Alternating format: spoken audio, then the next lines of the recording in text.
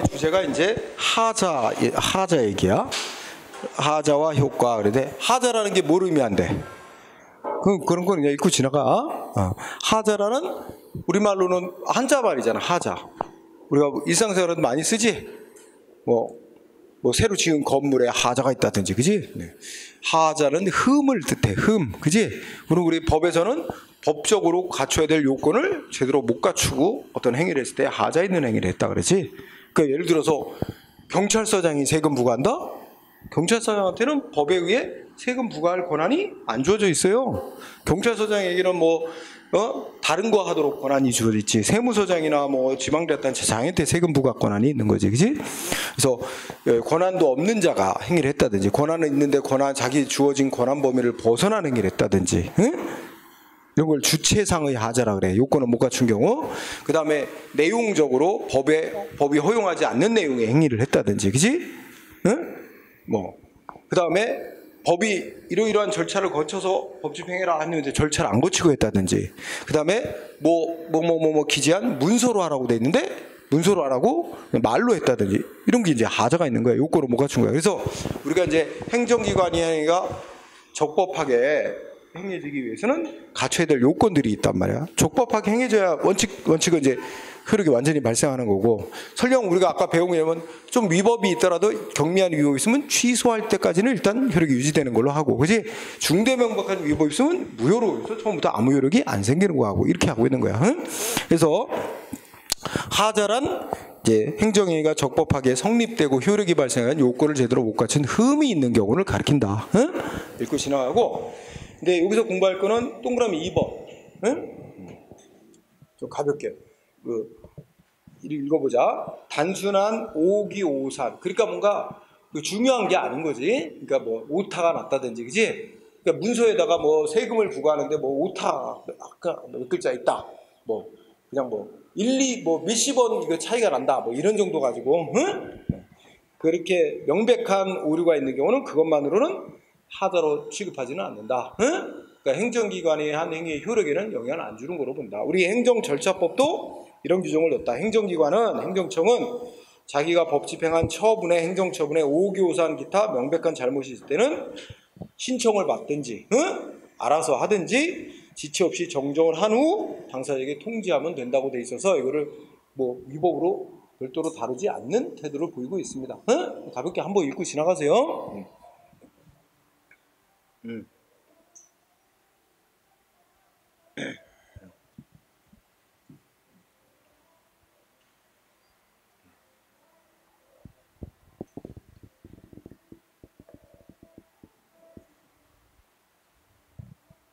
자, 셋째 줄에 보면은, 여기 위줄인데. 자, 과세관청이 소득 금액 변동됐다고 통지하는 문서를 보내면서 법에 의해 기재할 사항을 일부 누락했거나 잘못 기재했더라도 그것이 사소한 누락 내지 명백한 착오에 해당하는 게 분명하다면, 응? 그리고 밑에서 세 번째 줄. 상대방 국민이 의무자가 승복 못해하고 불복 신청을 하는데 지장을 초래할 정도가 아니었다. 불복 신청하는 거 소송 제기하고 하는데 지장을 초래할 정도의 그런 것이 아니었다면 그 소득금액 변동 통지를 위법이라고 볼 건 아니다. 그래서 그런 단순 경미한 이런 거는 위법 보지도 않네. 아주 이런 거는, 그죠? 자, 하자의 유형과 효과. 그래서 다음 페이지 가보면 박스가 하나 표시돼 있죠? 요거로 다 모아지는 거야. 응? 여러분, 하자의 유형은 두 개 나눕니다.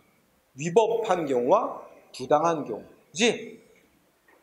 하자는 위법한 경우, 그러니까 넓게 하자라 그러면 위법이 된 경우와 부당한 경우 이렇게 나눈단 말이야. 그러니까 위법은 말 그대로 법을 위반한 경우다 이렇게 생각하면 되고, 부당은 위법하고는 좀 구별되는 거야. 법을 위반한 건 아닌데 이제 그 행정 목적에 딱 맞는, 즉 공익에 딱 합치되는 조치를 안 했을 때 위법은 아니지만 부당한 행위다. 그래가지고 이것도 넓게는 하자로 취급을 해. 응?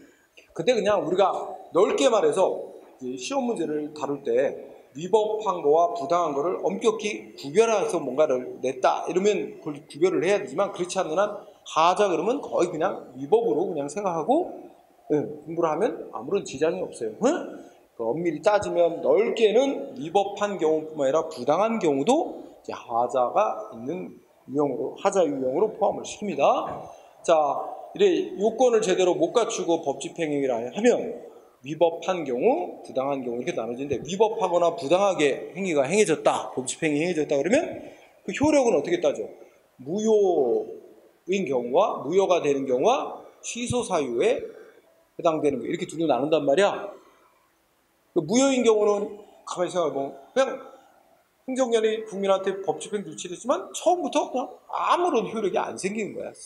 자체 발생이 안 되는 거고, 취소 사유는 아까 공정력이라는 효력 때문에 일단 위법한 채로 효력이 유지되는 거야. 취소되기 전까지는. 이렇게 나눠지는데, 그러면 무효와 취소 사유는 어떤 기준으로 구별하느냐 하는 기준이 바로 이따 공부하겠지만 중대명백설이라는 기준이에요. 그래서 위법의 정도가 중대하고, 그리고 보통 사람의 기준으로 누가 봐도 명백하다, 이럴 때는 두 가지 기준이 충족되면 그건 애초부터 무효인 행위로 다루고, 그렇지 않은 정도의 하자, 그러니까 중대한 위법은 있지만 위법이라는 게 명백하지는 않은 경우, 또는 위법이라는 건 명백한데 중대한 위법은 아닌 경우, 이런 경우는 위법이지만 무효는 아니다, 취소사유. 그래서 그런 걸 그냥 단순 경미한 정도의 위법이 있거나 부당한 행위다 그러면 그 취소사유 있는 행위로 다룬다는 겁니다. 자, 이러면 정리가 되죠? 네. 자, 그 다음에 그 밑에 쌍가루 선반.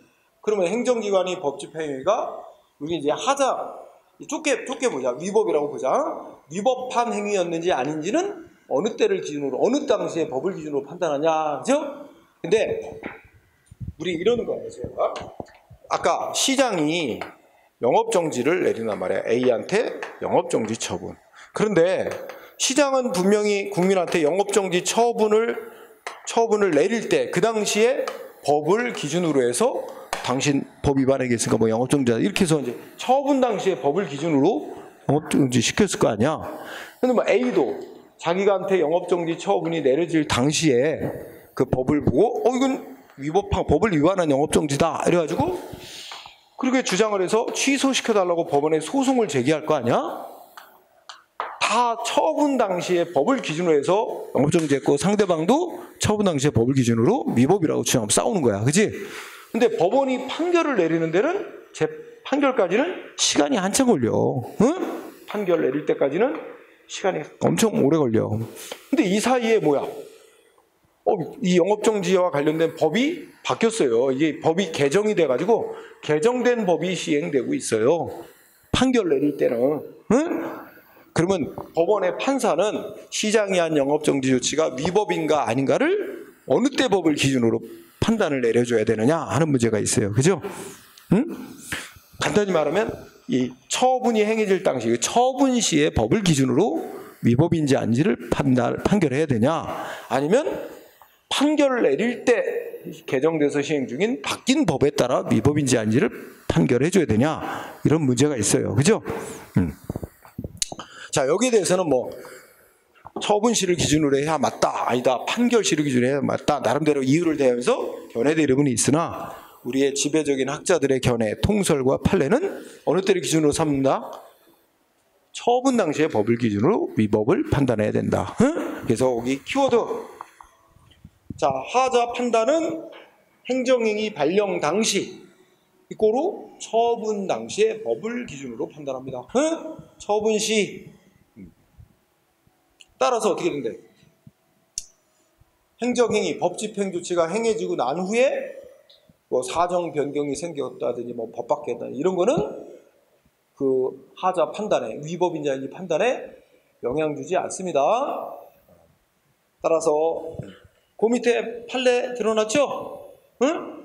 그 판례 그거 나타내 주는 거예요. 그죠? 그래서 첫째 줄에 행정처분의 위법인지 아닌지는 처분이 행해졌을 때의 법과 그때의 상태를 기준으로 판단해야지. 처분이 행해진 후 법이 개정되거나 폐지, 개폐나 사정 변동에 의해서 영향을 받는 건 아니다. 응? 그렇죠? 그래서 예전에 그런 사건이 있었거든. 그러니까 여러분 이해를 돕자면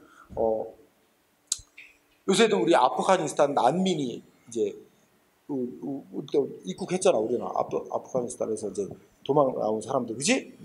근데 예전에 이제 콩고에서 내전이 일어났다는 거야. 아프리카 콩고에서.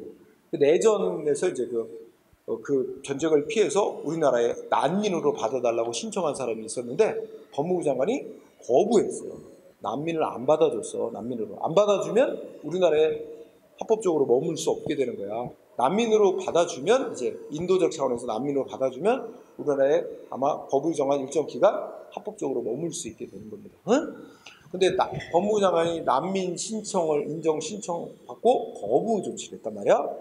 그 외국인일지라도 그런 조치에서 소송할 수 있어요. 그래서 자기 난민 신청을 거부한 거 취소해라, 위법이라 소송을 냈어요. 응? 근데 이 거부 결정을 할 당시에는 아직 콩고의 내전이 계속되고 있었어요. 응? 그런데 이제 재판이 시작돼서 판결을 내릴 때쯤에는 이미 콩고의 내전이 다 해소가 됐어요. 평화 상태가 된 거야. 근데 이 사람이 콩고로 돌아가도, 본국으로 돌아가도 뭐 처벌받거나 이럴 위험이 없어. 응?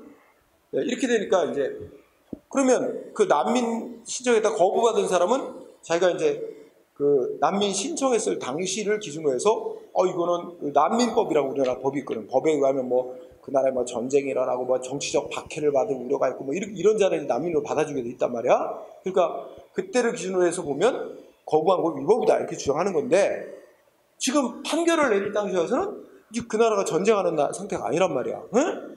그래서 법무부 장관은 소송 도중에 이런 주장을 하는 거야.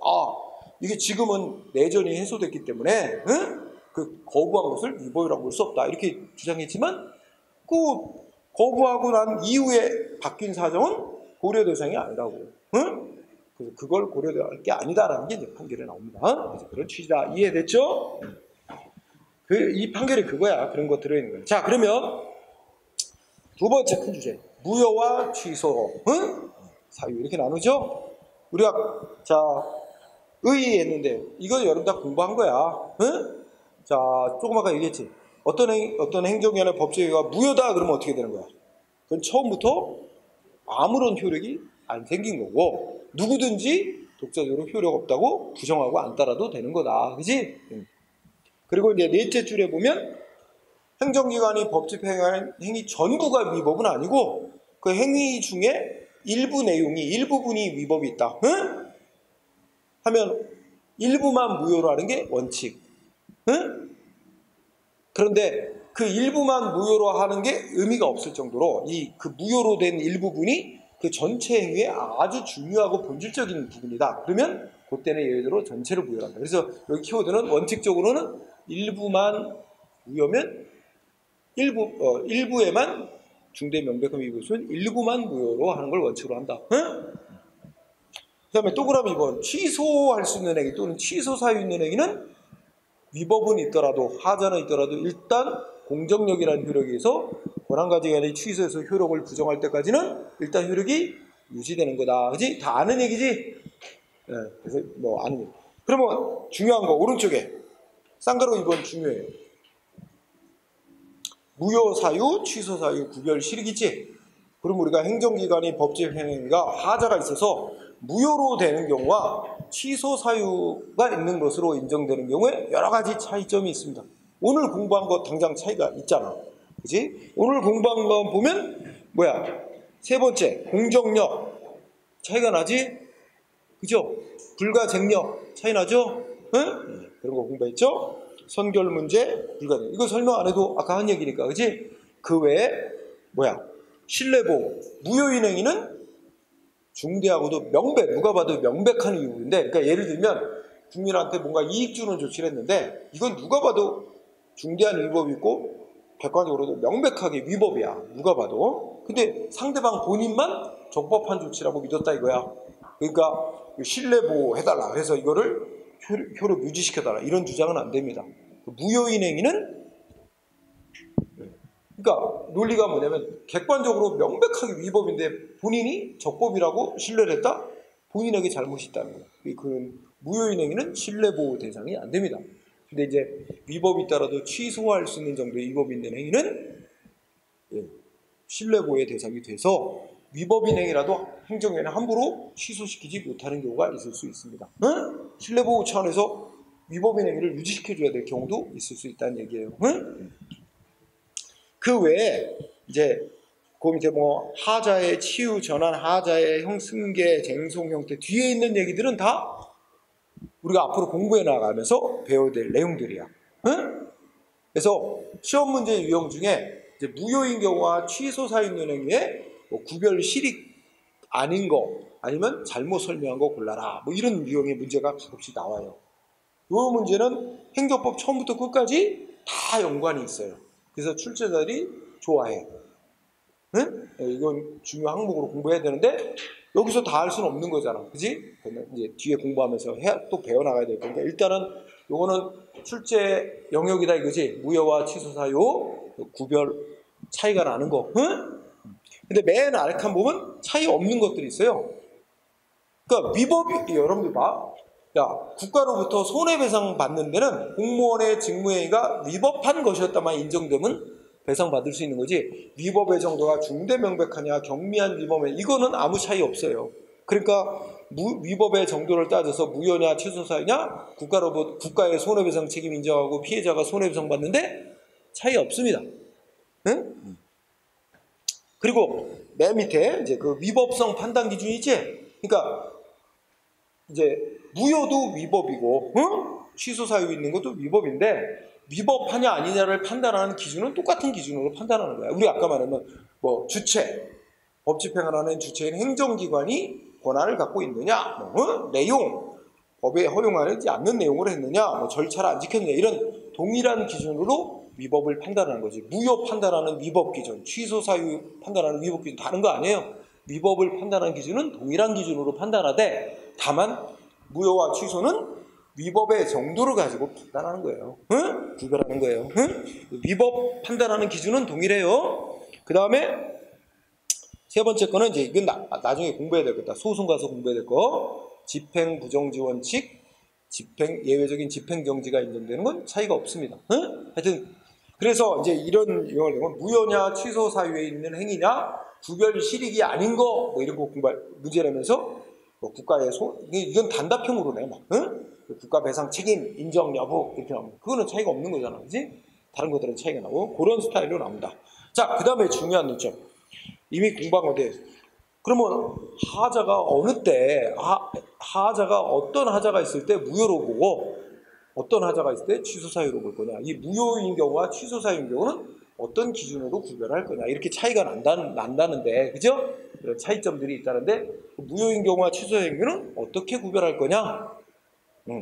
자, 여기에 대해서는 자 개설에 보면 법으로 명문화해 놓은 게 아주 드물지만 있어요. 그러니까 거기에 읽어보면 여러분들 이제 공무원 징계할 때 징계위원회가 열리고 그러면 그 징계위원회가 징계 최종 결정하기에 앞서 반드시 징계받을 공무원 측에게 변명할 기회를 주도록 돼 있어요. 의견 진술할 기회. 그거 안 주고 징계 결정하면 그 징계 결정은 무효다라고 국가공무원법, 지방공무원법이 명시해놨어요. 또 징계를 받은 공무원이 억울하다. 응? 그러면 또 싸울 수 있어요. 자기의 징계에 대해서 행정소송할 수도 있는데 소송하기 전에 반드시 먼저 뭘 해야 되면 소청이라는 걸 하게 돼 있어요. 그래서 그 소청심사라는 걸 청구해서 그 결정을 거치지 않고는 소송 못 가요. 그러면 이제 징계받은 거에 대해서 소청을 제기해서 소청심사위원회에서 심사를 하는데 이때도 해당 공무원에게 변명할 게 의견 진술 기회를 안 주고 결정하면 무효다라고 아예 무효라고 못 박아놨어요. 이렇게 뭔가 요건을 못 갖추고 어떤 행정작용, 법집행을 하면 효력이 어떻게 된다고 못 박아놓은 경우가 드물지만 있어. 근데 아주 극히 예외예요. 거의 대부분은 법이 뭐라고 정해놔? 뭐 법집행할 때는 이러이러한 요건, 절차 뭐 이런 걸 지키고 해야 된다 이렇게만 써놨어 다 법이. 그거 안 지키고 흠 있는 행위라면 하자 있는 행위라면 효력이 어떻게 되는지는 안 써놨어 법 규정에. 그러니까 규정이 있을 때는 그에 따르고 없으면 무효냐 취소냐 어떻게 해야 돼? 그건 이제 학설과 판례를 통해서 해결할 수밖에 없다 이렇게 됩니다. 그래서 일단은 그 개설이라는 데서 여러분들 꼭 체크해야 될 거는 뭐 보통은 이제 소청심사 얘기 나옵니다. 응? 거기서 공무원 측에게 의견 진술기에 안 주고 내린 결정은 뭐라고 명시해놨다고? 무효. 응? 무효. 그러니까 절차상 의견 진술기를 안 주고 소청 결정한 거는 무효. 여기서 중요한 단어는 무효입니다. 근데 틀리게 내면 그걸 취소 사유라고 바꿔내요. 응? 그 점만 유의하면 돼. 그래서 이렇게 드물지만 규정이 있고, 그런 규정이 없는 경우가 거의 대부분이야. 규정이 없는 경우는 이제 판례와 학설을 통해서 법원의 판결과 학설을 통해서 해결하는데, 자 다음 페이지 보니까 무효와 취소 사유를 이런 기준으로 구별하자 하는 견해들이 몇 개 있어요. 이 중에 이 책에서는 뭐 한 5개 학설을 소개해놨는데 2개 학설만 공부합니다. 응? 첫 번째 학설, 중대명백설. 이게 통설 판례의 원칙적인 입장. 응? 자, 중대명백설은 말하자면 하자, 위법의 정도가 중대한 위법이 있고, 동시에 2가지 갖춰야 돼. 중대하고 또 객관적으로 위법이라는 게 명백할 때. 응? 중대하거나 명백한 경우는 아니에요. 중대하고 명백할 때. 그때만 물어보자 이거예요. 응? 이게 중대면. 그러면 나머지는 하자가 있긴 있는데 중대한, 아까 얘기했어요. 중대한 하자만 있지 명백하지는 않다든지, 하자가 있다는 게 명백하긴 한데 중대하지는 않다든지, 그러면 취소 사유. 응? 거죠. 그러면 이 중대 명백사를 따르면 어떤 결과가 되냐면 무효로 인정되는 범위를 되게 좁게 보는 거예요. 중대한 위법이, 그러니까 중요한 법 규정에 내용적으로도 중요한 법 규정을 위반한 위법이 있고, 그 다음에 누가 봐도 일반 보통 사람의 인식을 기준으로 객관적으로 명백하고, 이 2가지가 다 충족돼야만 무효로 보는 거야. 그러니까 무효로 인정되는 범위를 되게 좁게 보는 입장이 되는 거야. 그러니까 하자가 웬만하면 하자가 있다 그러면 다 취소 사유로 취급하는 거예요. 일단 효력이 유지되는 거로, 응? 취소 전까지. 그래서 이거에 대한 비판, 이게 이제 통설 판례인데 이거에 대한 비판이 나옵니다. 무효로 인정되는 범위를 너무 좁게 본다. 그러면 무효로 인정되는 걸 너무 좁게 보면 일단은 행정기관이 법칙은 위법이라 있다 하더라도 일단 효력이 있고 상대 법무위는 따라야 된다는 얘기가 되는 거야. 이건 너무 행정목적, 행정기관 입장에서 행정목적 달성만 우선시하는 거 아니냐. 응? 국민은 무조건 복종을 많이 하도록 하는 거니까. 그래서 무효로 인정되는 범위를 너무 좁게 보니까 좀 넓히자. 응? 무효로 인정되는 범위를 조금은 넓혀보자. 응? 그래서 무효로 인정되는 범위가 넓어지면 그만큼 국민이 무효다 그러면 안 따라도 되잖아. 예, 그래서 등장하는 게 2번째 학설이에요. 명백성이라는 요건은 경우에 따라 무효로 인정되는데 필요한 경우도 있고 아닌 경우도 있고, 그러니까 무효로 인정되는 데 있어서 위법이 중대하기만 하면 일단은 원칙적으로 무효로 보자. 중대한 위법만 있으면 무효로 보되 위법하다는 점이 명백해야 된다는 요건까지는 없어도 되는 게 원칙이지만, 이게 무효로 처리하면 또 이해관계 있는 상대방한테는 하고만 문제되는 게 아니라 다른 국민들하고 이해관계가 또 걸려 있어. 그런 문제라면 이때는 위법이라는 게 명백해야만 그때는 무효로 하자. 그러니까 명백성이라는 요건은 무효로 인정되는데 보충적인 요건, 필요한 경우도 있고 아닌 경우도 있고 이렇게 보충적인 요건으로만 삼자. 중대한 위법만 있어도 무효로 인정하는 경우 허용하자. 이해했어요? 이렇게가. 그래서 이 둘을 정리하면 우리나라는 중대 명백서를 따르고 있어요. 하지만 판례 중에는 명백성 보충 요건서를 이제 다른 판례도 예외적이지만 하나 있어요. 그래서 이 2가지를 공부해. 나머지는 굳이 안 해도 괜찮아. 나머지들도 다 무효로 인정되는 범위를 좀 넓게 보자는 그런 견해인데 거의 넘어가도 돼요.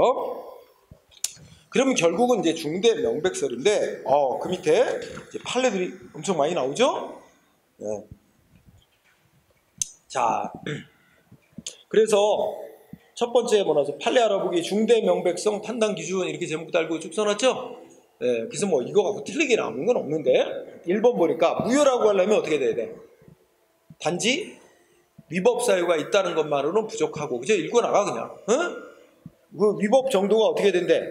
법의 중요 부분을 위반한 중대한 위법이 있어야 되고, 또 객관적으로도 외관상 누가 봐 고등사람 기준으로 할 때 외관상 명백해야 된다. 그지? 중대하고 명백한지 여부를 판단할 때는 법의 목적, 의미, 기능 등 이런 걸 왜 이런 법 규정을 만들어 놨을까? 응? 그 법 제정 목적, 취지 이런 거와 아울러서 그 하나하나의 구체적 사안도 특성을 다 따져봐서 판단할 수밖에 없다. 무효인지 취소사유인지. 그지? 그래서 중대 명백한 위법이 있는지는 읽고 지나갑니다. 자, 그러면 2, 3, 4 이런 거 나오는데 2번이 이제 중요한 판례라고 생각합니다. 응? 자, 2번은 중요해요. 자, 읽어보자. 그 행정처분에, 그러니까 행정기관이 뭔가 사실관계를 오인하고 어떤 법 집행을 했단 말이야. 그지? 그런 경우, 하자가 있는 경우, 그 하자가 중대하다고 할지라도 객관적으로 명백하지 않다면 무효라고는 할 수는 없다. 이건 중대명백설 입장 아니야. 그지? 그런데 하자가 명백하다고 하기 위해서는 행정기관이 사실관계를 오인하게 된 근거 자료가 외형상 상태성을 결여하거나 또는 객관적으로 그 진정성을 인정할 수 없는 것임이 명백한 경우라야 할 것이고, 따라서 어떤 사실관계가 존재하는지 사실관계에 관련된 자료를 정확히 조사를 해봐야만 비로소 하자 유무가 밝혀질 수 있는 경우라면 결론은 뭐야? 명백한 위법이 있다고 보기는 어렵다. 그러면 하자가 설령 중대하다고 할지라도 명백한 거는 아니니까 무효라고 할 수는 없고, 그럼 뭐야? 취소 사유 있는 행위로 봐야 한다. 응? 자, 여기서 여러분이 꼭 밑줄 쳐야 돼요. 사실관계를, 자료를 정확히 조사해봐야 하자 유무로 밝혀질 수 있는 경우라면, 이 부분이에요. 그렇다면 다 머릿속에 뭘 스치고 가야 돼? 이런 경우라면 행정기관이 처음에 사실관계를 이제 아주 좀 더 정확히 조사를 해봐야 되는데, 이제 일단 통상적인 수준으로 이렇게 자료를 판단하고 했는데 그게 오인하고 한 게 됐다고 쳐도, 응? 그것이 하자가 명백한 하자가 있었다고 보기는 어렵다. 응? 그래서 무효까지는 아니게 된다. 취소 사유가 될 뿐이다 라는 논리입니다. 그래서 그 이치에 따라서 3번이나 4번이나 뭐예요? 응? 그런 것들이 다 읽어보면 사실관계 명확히 더 아주 세부적인 내용까지 다 조사를 해봐야만 이게 이 행정기관의 이 판단하는 거하고 다르다는 게 밝혀질 수 있는 그런 경우였다면 설령 행정기관 조치가 위법이 있다 하더라도 명백하게 위법이었다고 보기는 어렵다. 그런 논리에 다 응? 그래서 읽어보면 될 거예요. 그 다음에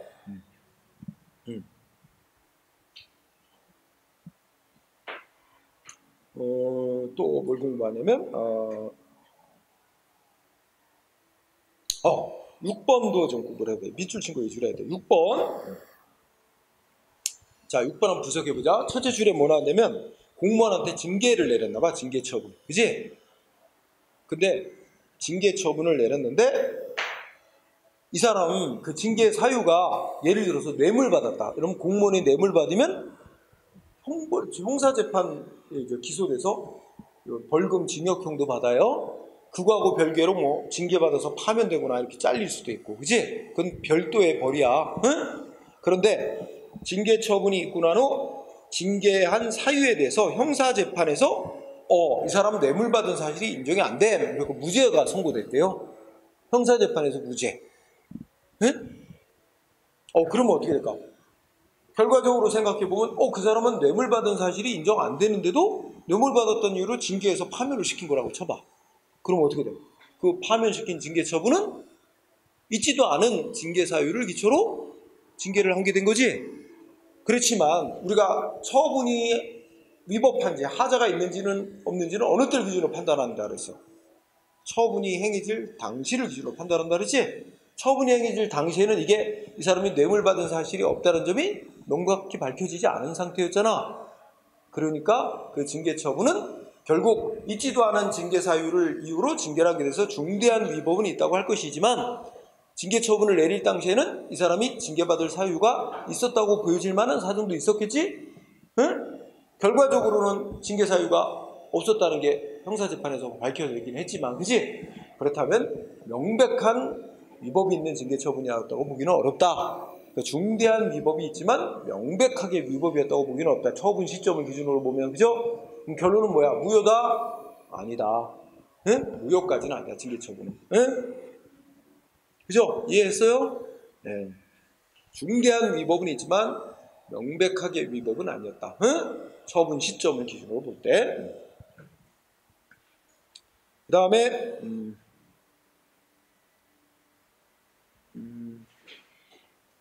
뒤로 갑니다. 뒤로 가봐서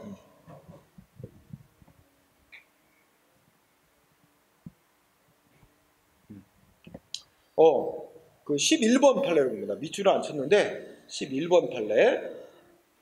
자, 납세 의무자를 가부의 7인. 그러니까 아마 뭐 부모의 재산을 상속받는 사람들이 여러 명인가 봐. 그래갖고 상속세를 부과하는데 그냥 그 중에 상속받는 사람이 8명인가 봐. 갑을 비롯해서 8명인가 봐. 근데 이제 상속세를 부과하면서 한 사람 한 사람 상속세 낼 의무자를 다 각각 명시한 건 아니고 갑 이외에 7명한테 상속세를 부과한다. 이렇게 이제 썼고, 그죠? 그래서 공동 상속인들의 이름, 각 얼마 비율, 상속한 부분이 상속재산의 얼만큼 비율을 상속했는지 그 상속 지분도 기재한 그런 걸 첨부한 고지서를 상속인 갑에게만 보냈대요. 응? 이게 이제 문제된 거야. 그러니까 문제 받는 저 사람들이 뭘 주장하는 거야? 왜 상속 받아갖고 세금 내야 될 자들 갑을 비롯한 갑 외에 7명 이름 다 그러니까 이름 써서 보냈대 안 보냈대? 응? 아니 첨부 서류에다가 썼대요. 그러니까 세금 고지서 겉장에는 한 장 그 고지서에는 갑의 7일 이렇게 이제 보냈는데 첨부 서류에는 한 사람 한 사람 다 성명 기재하고 각각의 상속받은 비율이 몇 %니까 이런 거 다 기재해서 그 비율의 몇 프로 이렇게 세금 내야 되는 거다 이렇게 다 기재해서 써놨다는 거야. 그러니까 이제 고지서 자체는 갑의 7인 이렇게만 썼어도 결론은 뭐야? 응? 어쩌고 저쩌고 해서 이러한 이제 그래서 넷째 줄 그러니까 각 상속인별, 응? 8명이 상속을 하는 상속자인데 각 상속인별로 세금액을 기재한다든지, 그지? 응? 따로따로 기재하거나 이건 안 했지, 행정위는 기재하거나 또는 그러한 계산 명세서를 첨부하지는 않았다 하더라도, 그지? 뭐뭐는 기재하고 첨부했지. 갑의 7인, 그 다음에 상속인 8명 다 이름 쓰고 각각의 비율 몇 프로 상속, 응? 이렇게 쓰면 굳이 비율을 상속 비율에다가 세율 곱하면 금액이 딱 나온단 말이야. 그러니까 굳이 계산 명세서까지는 안 보내줬어. 응? 그렇더라도 결론은 뭐래? 응? 납세 고지 절차상의 하자는 중대하고도 명백한 하자는 아니다. 그러니까 그래서 중대한 하자도 아니고 명백한 하자도 아니고 결국 하자가 없는 세금 부과로 본다는 거야. 응? 그래서 이거는 결국 무효는 아니래. 응? 그렇죠? 무효로 판결해달라. 무효 확인 소송을 낸다. 무효 아니라고 판결했는데 이게 갑자기 예전에 어떤 시험에선가 요 판례를 냈던 것 같아서 응? 기억이 나서 언급을 했습니다. 그 다음에 그 뒤에 있는 판례가 아주 중요합니다. 응? 이미 위헌 결정이 내려진 법률에 따른 처분 후 근거 법령의 위헌 결정이 내려진 경우 그 처분이지. 여기 아주 중요하다. 응? 그래서 여기서부터 이 오른쪽까지 이 판례가 아주 중요해요. 아이고야, 이거 한 10분 정도 더 해야 되겠다. 응? 이거 마무리하고 밥 먹고 나가실 거예요. 우선 처음에 거를 공부하면 공부신 써놓은 처음에 거는 거예요. 여러분 이게 법 집행 조치하고 법하고 이게 시간 순서를 구별하자. 위에 거는 법에 대해서 행정위원회의 법 집행하는 근거가 되는 법에 대해서 이미 위헌이라고 헌법재판소가 결정을 내렸대. 응? 그치? 법률이 이미 위헌이라고 결정이 내려졌대. 그럼 그 법률은 어떻게 된 거야? 없어진 거야. 무효화됐어. 응? 그런데 어떤 공무원이 그 법률 위헌 결정 내려서 없어진 줄 모르고 무효화돼서 없어진 줄 모르고 그 법률을 누군가한테 적용을 해서 뭔가 불이익한 조치를 했다고 쳐봐. 그러면 어떻게 돼? 그 법 집행 조치는 법률에 근거도 없이 행해진 조치라서 중대한 위법이 있고 이미 헌법재판소가 법률위헌이라고 결정해서 누구나 다 그 법률은 없었던 걸 알 수 있게 된 상태잖아. 그러니까 그거는 명백하게 위법이다. 그래서 그는 무효. 응? 이건 무효야. 그런데 두 번째 거 봐. 그래서 그거는 무효로 보는데, 자 봐. 예를 들어서 이게 꼭 법률만 얘기하는 겁니다. 판례 못 들었는데 법률이라도 되고 대통령령이라도 되고 뭐 조례라도 상관없어요. 지방자치단체가 만든 조례든 하여튼 법에 따라서 뭐 했어? 응? 법에 따라서 집행을 했어요. 그래서 뭐 했냐면 A라는 사람에게 세금 부과해서 과세 처분. 네. 자, 근데 A가 세금 부과받고 A는 납부를 했어. 응? 다 같이 끝난 줄 알았는데 나중에 뭐가 나왔냐? 네. 이게 뭐야? 법률 헌법재판소에서 위헌이라고 결정이 내려지거나 뭐 법원에 의해서 대통령이 만든 법이나 지방자치단체가 만든 조례가 헌법이나 법률에 반대해서 무효다 하고 다 위헌 결정, 위법 결정이 난 거야. 자, 이게 시간적으로 나중에 난 겁니다. 이 법이 위헌 결정 나기 전에는 이건 여전히 효력 있는 살아있는 법이니까 행정기관은 집행을 했지. 집행을 하고 난 뒤에 이게 집행을 했는데 세금 부과를 했는데 그 후에 이 법이 헌법에 위반되는 법이라고 결정이 내려진 거야. 그러면 이 국민한테 세금 부과 조치고 이거 문제 있는 세금 부과 아니냐 이거지. 응? 결국 이 법은 어떻게 돼? 무효로 결정 날 만큼 심각한 문제가 있는 법이었다는 거야. 뒤늦게 판정이 내려졌지만. 응? 그래서 이럴 경우에 이 세금 부과 조치는 뭐로 본다? 응? 세금 부과 조치는 마치 뒤늦게 위헌 결정 나왔지만은 이 심각한 문제가 있는 법이었기 때문에 이 법을 적용해서 세금 보완 조치 역시 중대한 위법이 있다. 응? 마치 법률에 근거도 없이 세금 부과함과 마찬가지로 볼 수 있다. 그래서 이거는 뭐야? 세금 처분은 하자가 있다고 봐야 되는데 위헌 결정에 하자가 있는데 어떤 정도의 하자가 있대? 응? 여기다 쓰자. 처분은 위헌 결정이 내려지면 세금 부과 처분은 하자 있는 세금 부과 처분이 되는데 하자 정도가 어떻게 돼? 마치 법률에 근거도 없이 행해진 거와 마찬가지로 볼 수도 있다. 응? 그만큼 심각한 문제가 있는 법을 집행한 거니까 중대한 하자가 있대. 그지? 그런데 우리가 아까 처분이 하자가 있는지는 처분 당시를 기준으로 판단한다 그랬지? 세금 부과 처분 행정행위할 당시에는 어때? 이 법률이 위헌이라고 결정이 났어 안 났어? 안 났지? 이 법률이 위헌인지는 헌법재판소만이 판정하게 돼 있어요. 우리 행정기관 마음대로 이건 헌법에 위반되는 법률이라고 판단해서 적용 안 할 수는 없어요. 헌법재판소가 위헌 결정 내리기 전까지는 적용해야 됩니다. 대통령령이나 조례는 법원이 판정 내리게 돼 있어요. 판정이 나오기 전까지는 효력이 유지되는 법이야. 응? 그러면 효력이 위헌 판정 나기 전까지는 효력이 유지되는 법이니까 당연히 행정기관은 이 법을 적용해서 세금 부과를 하는 거지. 그랬다면 처분 당시를 기준으로 보면 이 세금 부과 조치는 효력이 있는 법을 적용한 거니까 결국 뭐야? 응? 하자가 명백했다고 볼 수는 없다. 응? 그러면 어떻게 돼? 하자가 중대할 뿐만 아니라 명백해야만 무효로 다루는 건데 중대하긴 한데 명백하지는 않으니까 결국 뭐란 얘기야? 취소 사유 있는 세금 부과다. 응? 그죠? 이거 중요한 거예요. 무효로 안 보고 취소 사유다. 이게 중요한 얘기입니다. 자, 여러분들 읽어보세요. 제목에 뭐랬어? 뭐가 먼저 행해졌지? 법집행 조치인 처분이 먼저 행해졌어. 응? 그러고 난 뒤에 그 법집행한 처분의 근거가 되는 법이 뭐라고 판정났어? 위헌 판정이 나중에 내려진 경우. 그러면 위헌 판정 나기 전에 내려졌던 그 처분은 무슨 사유라고? 무효는 아니고 취소 사유. 응? 중요. 요거 나타내 주는 게 밑에 판례 1번이야. 응? 1, 2, 3번이다. 그런 얘기입니다. 지금 여기 1번은 법률, 2번은 대통령령, 3번은 지방자치단 조례.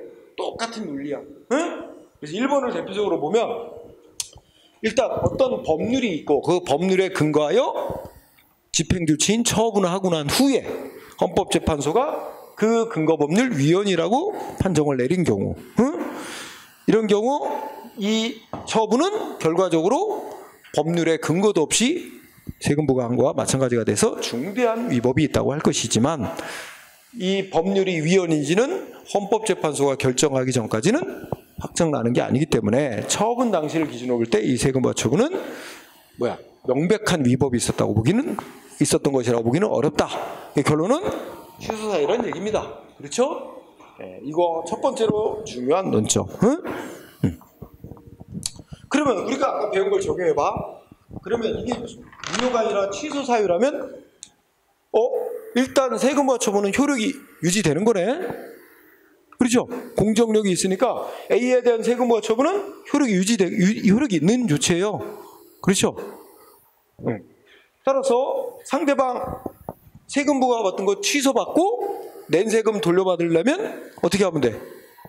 A가 낸 세금 돌려받을 수 있는 방법은 뭐가 있어? 자, 바로 손해배상 청구 소송하면 돌려받을 수 있을까? 손해배상은 가능할 수 있겠다. 그지? 네. 근데 낸 세금을 바로 돌려달라고 부당이득 반환 청구하면 못 돌려받지? 민사법원이 취소사니까 취소를 효력 부정 못하니까 아까 배운 대로 하면 전 못해. 그러니까 원칙적으로 하면 A가 먼저 뭐 하면 돼? 세금 부과 조치 취소해달라고 행정소송 제기. 그지? 취소받고 그러면 이제 취소가 되면 자기가 낸 세금 되돌려 받을 수 있어요. 그죠? 아니면 누가? 세무서장이 세금 부과했다면 세무서장이 알아서 취소를 해주고 낸 세금 돌려주면 좋고, 그지? 소송 안 해도.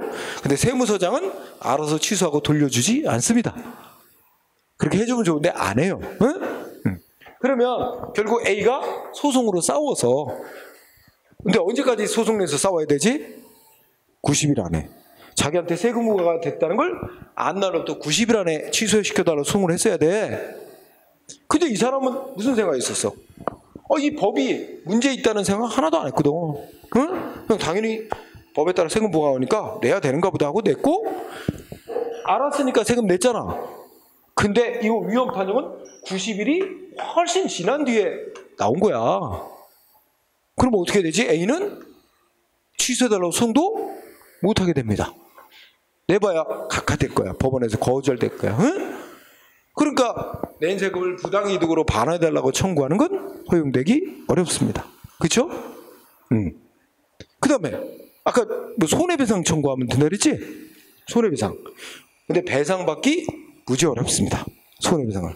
일단은 민사소송으로 이 세금 부과는 위법이었다 해서 손해배상을 청구할 수는 있는데, 우리가 이제 배상을 받기 위해서는 공무원이 이렇게 위법한 세금 부과를 함에 있어서 위법임을 알면서 했거나 고의가 있거나 위법임을 알 수 있었는데도 주의를 공무원으로서 직무 수행하면서 기울여야 될 주의를 제대로 기울이지 않았다라는 과실이 있다고 인정돼야만 배상을 받을 수 있어요. 내가 고의 과실이라는 요건은 따로 언급을 안 했었는데, 위법만 있다고 해서 배상받을 수 있는 게 아니라 직무를 수행한 공무원에게 고의 내지 과실이 있었어야만 됩니다. 그런데 이 세무서장이 세금 부과를 함에 있어서 이 법률을 집행해서 세금 부과하면 과세 처분하는 게 위법이라는 걸 이미 알면서 했다고 볼 수 있는 거야? 아니면 위법이라는 걸 알아차릴 수 있었는데 주의를 기울이지 않은 잘못이 있었다? 고의 또는 과실이 있었다고 인정하게 할 수 있겠어요? 법률이 아직 위헌 결정 나오기 전이라면 법률을 집행해야 되는 게 공무원의 당연한 임무인데, 그러니까 위법은 맞더라도 공무원의 고의 과실을 인정하기가 어렵습니다. 그 배상받기도 어려운 거예요. 그러면 진짜 열받는 거지. 보통 이런 위헌 결정은 90일이 훨씬 지난 뒤에 나오거든. 이게 참 문제 있어요. 그죠? 그런데 어떤 B라는 국민인데 이 사람은 또 뭐가 될까? 이 사람은 이 소송을 해서 세금 부과 위법이라고 소송을 제기했던 사람이야. 이미 소송을 제기하고 이 사람도 세금을 일단은 내긴 냈어. 내놓고 세금 부과가 위법이다, 취소해달라 소송을 냈던 사람이야. 이런 사람 같은 경우는 뭐예요? 이 법원은 이제 이 소송 재판함에 있어서 헌법재판소의 결정에 따라 재판하게 돼 있어요. 그럼 헌법재판소가 위헌이라고 결정 내린 걸 보고 법원은 이 위헌으로 결정난 법을 적용해서 세금 부과했으므로 세금 부과는 위법이며 취소 사유 있다. 취소한다 판결하면 취소 판결 받을 수 있어요. 취소 판결 받고 냈던 세금 되돌려 받을 수 있어요. 응? B는 소송을 제기했던 사람이니까 구제될 수 있어요. 90일이 지나기 전에 소송 제기했던 사람. 그 다음에 또 한 유형의 사람이 있다. C라는 유형의 사람이 있을 수 있어. 얘는 그냥 무대뽀. 안 내. 세금 부과가 됐는데, 과세 처분이 됐는데 납부를 안 해요. 응?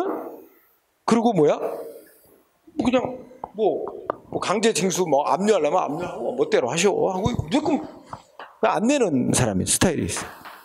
세 가지 유형이 있는데 이 사람은 낸 세금이 없으니까 이 사람은 돌려받는 문제는 아니고 위법한 세금 부과인데 문제는 이제 행정기관 측에서 이 세금 부과는 위법이라 하더라도 결국 무효는 아니고 취소 사유니까 세금 부과 조치는 일단 효력이 있는 거다. 유효한 거다.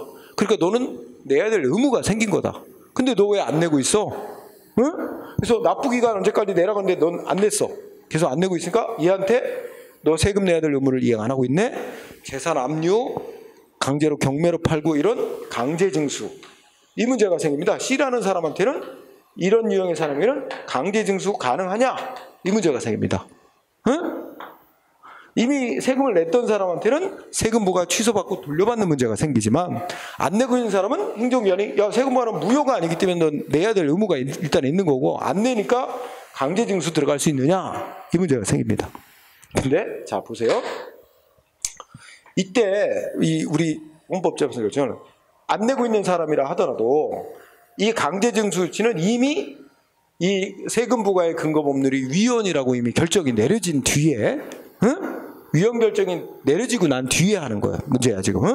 위헌 결정이 내려지고 난 뒤에는 이 세금 부과 조치 자체가 이제 하자 있는 세금 부과라고 인정이 됐으니까 이거 강제징수 조치 못 들어간대요. 이거 할 수 없대요. 이거 들어가면 저 위헌 결정에 어긋난 이제 조치를 하게 되는 결과가 된대. 즉 위헌으로 결정난 법을 실현시키게 된다는 거야. 그래서 이거 할 수 없대요. 강제징수 못 한대요. 응? 여기 비교 보면 누가 제일 열받아? A. 가장 보통의 평범한 시민이라고 할 수 있어. 그지? 못 돌려받아. 그지? 제일 나쁜 놈이라고 할 수 있는 C는 오히려 세금을 징수당하지도 않고 안 내도 되고. 그지? 이런 불공평한 결과가 생긴다. 얘는 소송을 했고 싸웠으니까 구제받는다고 치는 걸 인정하더라도 A와 C를 비교하면 이 보통의 선량한 국민이 A인데, 그지? 우리나라 법 제도화에서 이런 불공평한 결과가 생깁니다. 근데 어쩔 수 없대. 우리나라 법 제도, 법을 고치지 않는 한, 법 제도를 고치지 않는 이런 결론이 나올 수밖에 없다는 거야. 응? 그래서 이때 A 같은 사람들이 이제 구제받을 수 있는 유일한 방법이 있어요. 뭐가 있냐면, 막 국회의원들한테 막 호소하는 거야. 응? 국회에. 그래서 이거 돌려주도록 하는 특별법을 돌려주도록 하는 특별법 만들어 달라. 응? 애초에 국가가 잘못된 법을 만들어 가지고 세금 부과한 거고 이러니까는 그건 돌려줘야 맞는 거 아니냐? 돌려주도록 하는 특별법을 만들어 달라고 요구해서 국회에서 그런 법을 만들어 주면 가능해요. 국회를 쫓아다녀야 돼. 응? 근데 국회에서 움직여서 법 만들어 주려면 피해자가 한두 명이면 되겠어요? 피해자가 엄청 수가 많아야 되겠고 피해 액수도 커야 움직이겠지?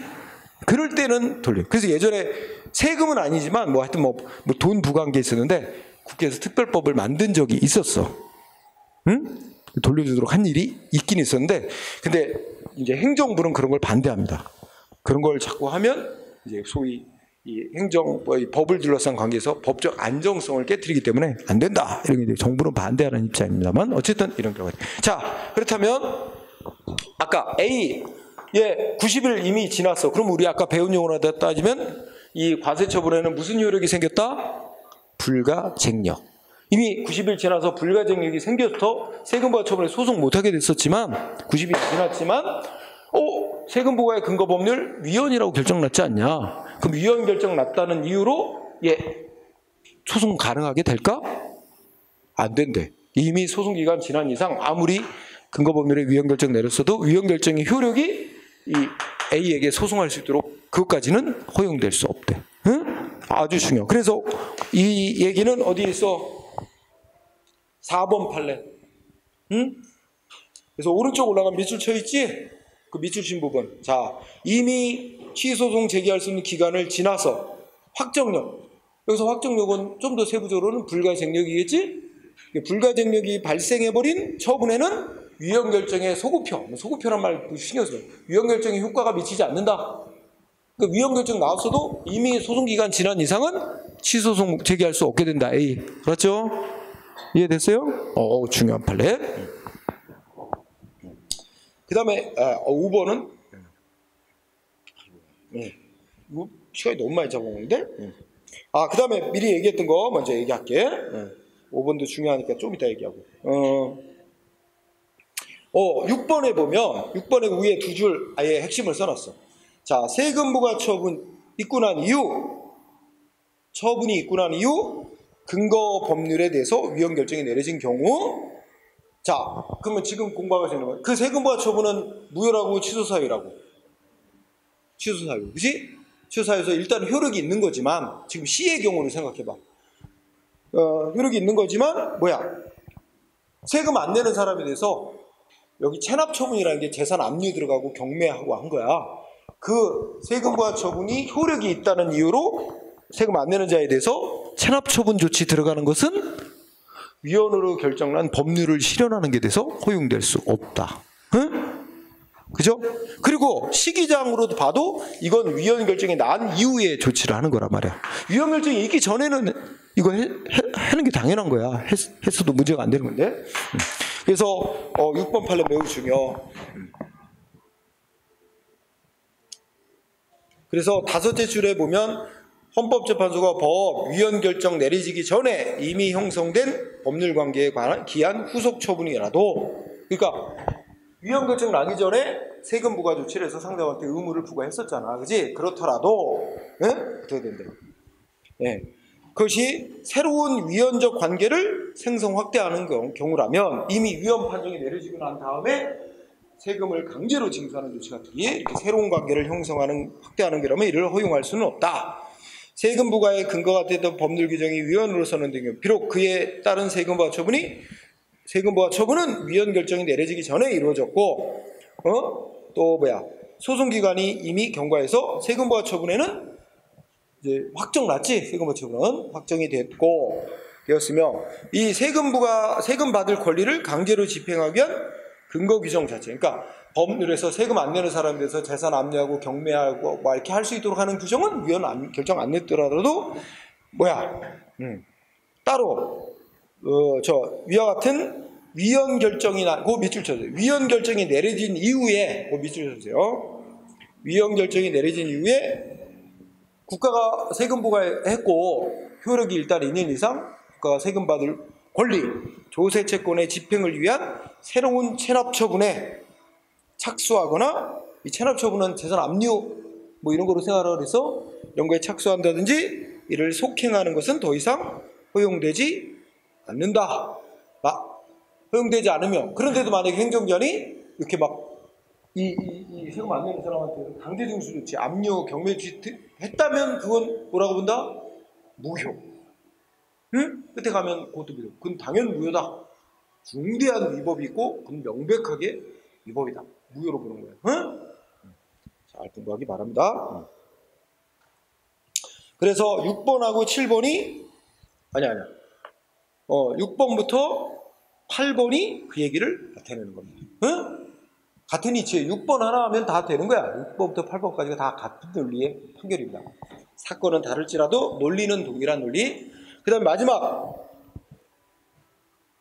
제목을 뭐로 잡았지? 행정처분, 법집행조치에 하자가 있긴 있는데 하자가 뭐가 있대? 중대한 하자가 있대. 제목. 근데 명백한 하자는 아니래. 그럼 원래 통설 판례 입장에 따르면 중대 명백설은 중대 명백하지 않으면 무효는 아니잖아. 취소 사유지. 근데 여기는 결론이 뭐라고 내렸다고?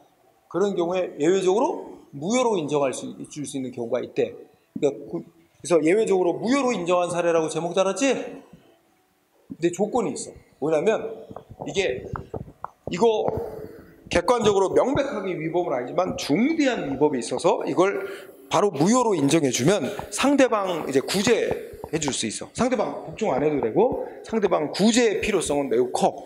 그리고 이걸 무효로 해도 거기에 뭐 불이익받는 다른 국민들이 없어. 그걸 이제 이해관계자가 없단 말이야. 그래서 뭐 법적 안정성에 큰 문제를 일으킬 우려는 없고 상대방에 대한 구제는 이제 무효로 해주면 구제가 되고 이런 구제 필요성 크고 이럴 때는 예외적으로 중대한 위법만 있고 명백한 위법은 아니라도 무효로 해줄 수 있다. 바로 이 결정이 아까 무효 취소 구별하는 기준 중에 명백성 보충 요건설에 바탕을 둔 결정이라고 할 수 있지. 이게 주류는 아니고 예외적으로 있는 거야. 예외적으로. 응? 원칙은 중대하고 명백하게 둘 다 위법이 있어야만 무효로 보는데 여기는 중대한 위법만 있고 명백하게 위법은 아니지만 예외적으로 무효로 해줄 수 있는 경우가 있다. 응? 그 조건은 상대방에 대한 우리 구제의 필요성은 매우 크고, 응? 또 뭐야? 무슨 이해관계 있는 다른 국민들이 없어서 이걸 무효로 하더라도 뭐 법적 안정성에 문제를 일으키지 않을 때 한해, 응? 그럴 때 예외적으로 인정해 줄 수 있다는 뜻입니다. 응? 자, 그렇게 하고 마지막 문점이 하나 더 있으니까 5번 얘기를 보자. 위에 판례 5번. 응? 여기 다 하는 김에 다 하지 뭐. 응? 자, 5번을 보면 자, 먼저 어디서 출발하냐? 자, 이걸.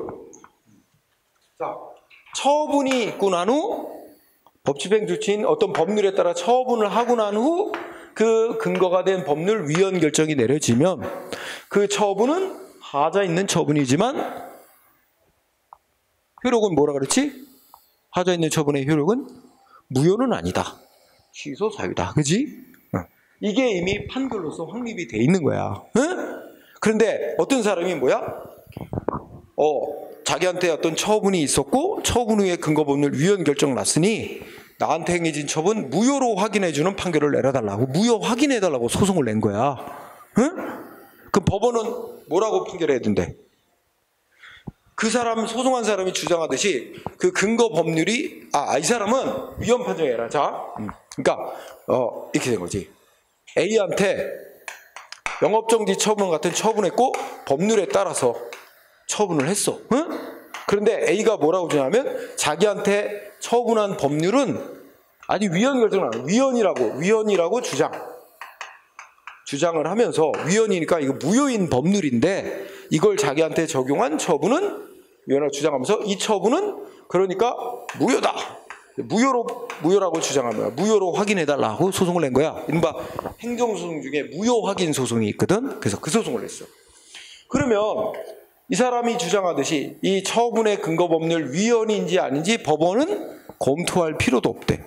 왜 그럴까? 검토해서 이게 만약에 설령 이 법률이 위헌이라고 결정을 내린다 하더라도 어떻게 된다? 위헌 결정 내리면 이 처분은 뭐야?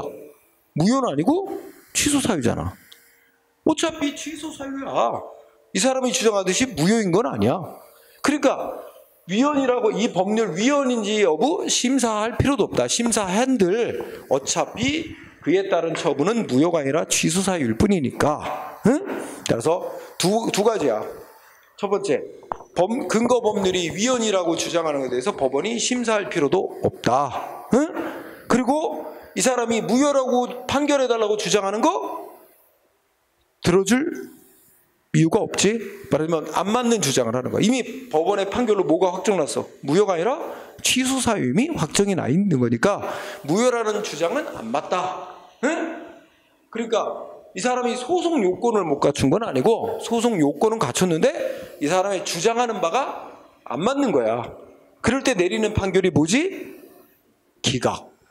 각하가 아니라. 응? 이 사람이 무효라고 주장하는 건 그러니까 설령 위헌이라고 주장하는 법률 심사한들 그래봐야 이 사람이 무효라고 주장하는 건 안 맞는 거니까. 그래서 중요한 단어 기각. 시험에 이거 각하라고 나오면 틀리는 문장입니다. 기각. 그렇죠? 자, 이거 원래 처음 공부할 때 좀 건너뛰고 해도 되는 거가 다 했어. 차근차근 이해되는 김에 이렇게 다 하는 게 나을 것 같아. 자, 늦어졌어. 밥 먹고 2시 45분부터 오후에 수업을 하도록 하겠습니다. 응?